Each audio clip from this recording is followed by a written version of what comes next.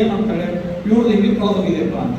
ನಿಮಗೆ duplicate sim ತೊಗೊಳಿಕ್ಕಾಗಲಿ ಅಥವಾ duplicate RC ಮಾಡಿಸ್ಕೊಳ್ಳಿಕ್ಕಾಗಲಿ, duplicate licence ಮಾಡಿಸ್ಕೊಳ್ಳಿಕ್ಕಾಗಲಿ, ಅದೇನು ಎಕ್ನಾಲೇಜ್ಮೆಂಟ್ ಅಂತ ಸಫಿಷಿಯೆಂಟ್. ಆದರೆ ಮೊಬೈಲ್ ಅಷ್ಟರ ಮೇಲೆ ಪತ್ತೆ ಆಗೋದಿಲ್ಲ. ಅದಕ್ಕೆ ಏನು ಮಾಡಿದ್ರು, ಇನ್ನೊಂದು ಪೋರ್ಟಲ್ ಮಾಡಿದ್ರು ಸೆಂಟ್ರಲ್ ಗೌರ್ಮೆಂಟಿಂದ ಥ್ರೂಔಟ್ ಇಂಡಿಯಾ ಇದನ್ನು ಮಾಡ್ತಾರೆ. CEIR ಅಂತೇಳಿ, ಸೆಂಟ್ರಲ್ ಇಕ್ವಿಪ್ಮೆಂಟ್ ಐಡೆಂಟಿಟಿ ರಿಜಿಸ್ಟರ್ ಅಂತ. ಈ ಪೋರ್ಟಲಲ್ಲಿ ಯಾವ್ಯಾವ IMEI ನಂಬರ್ಗಳನ್ನು ಹೊಂದಿದಂತಹ ಸಿಮ್ ಇವು ಮೊಬೈಲ್ಗಳು ಕಳ್ಳತನ ಆಗಿದ್ದಾವೆ, ಆ IMEIನ ಬ್ಲಾಕ್ ಮಾಡೋ ಪ್ರಕ್ರಿಯೆ ಅದು. ಬ್ಲಾಕ್ ಮಾಡಿದ್ರೆ ಏನಾಗ್ತೈತಿ, ಅದು ಕಳೆದೋದ್ರೆ ಮೊಬೈಲ್ ಯಾವ ಕಳ್ಳತನ ಮಾಡ್ಕೊಂಡು ಹೋಗಿರ್ತಾನೆ ಅಥವಾ ಇವರೆಲ್ಲರೂ ಮಾರಾಟ ಮಾಡಿದರೆ ಅವನಿಗೆ ಆನ್ ಮಾಡೋಕ್ಕಾಗೋದಿಲ್ಲ, ಆ ಮೊಬೈಲ್ ಬಳಸೋಕ್ಕಾಗೋದಿಲ್ಲ.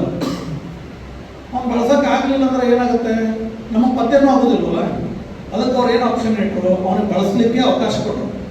ಅವನಿಗೆ ಕಳ್ಳತನ ತೊಗೊಂಡೋದ್ಮೇಲೆ ಅವ್ನು ಬಳಸಲಿಕ್ಕೆ ಅವಕಾಶ ಕೊಟ್ಟರು. ಅವನಿಗೆ ಬಳಸಿದ ತಕ್ಷಣ ನಮಗೆ ಅಲರ್ಟ್ ಮೆಸೇಜ್ ಕೊಡ್ತದೆ, ಈ ಮೊಬೈಲಲ್ಲಿ ಈ ನಂಬರು ಅಲರ್ಟ್ ಆಗಿ ಆ್ಯಕ್ಟಿವ್ ಆಗಿದೆ ಅಂತ ಹೇಳಿ. ನಾವು ಅದನ್ನು ಪತ್ತೆ ಹಚ್ಚಿಬಿಟ್ಟು ಎಲ್ಲಿದೆ ಅದನ್ನು ಪತ್ತೆ ಹಚ್ಚಿಬಿಟ್ಟು ತೊಗೊಂಬಂತು ನಾವು ಸ್ಟೇಷನ್ ASP ಆ್ಯಪು ಮತ್ತು CIR ಪೋರ್ಟಲಲ್ಲಿ ಲಾಗಿನ್ ಆಗಿಬಿಟ್ರೆ ನಿಮ್ಮ ಫೋನ್ ಪತ್ತೆ ಆಗೋ ಚಾನ್ಸಸ್ ಆಲ್ರೆಡಿ 90% ಇದೆ. ಇನ್ನು ಉತ್ತರ ಕರ್ನಾಟಕ ನ್ಯೂಸ್, ಇದು ಕನ್ನಡದ ಉಸಿರು.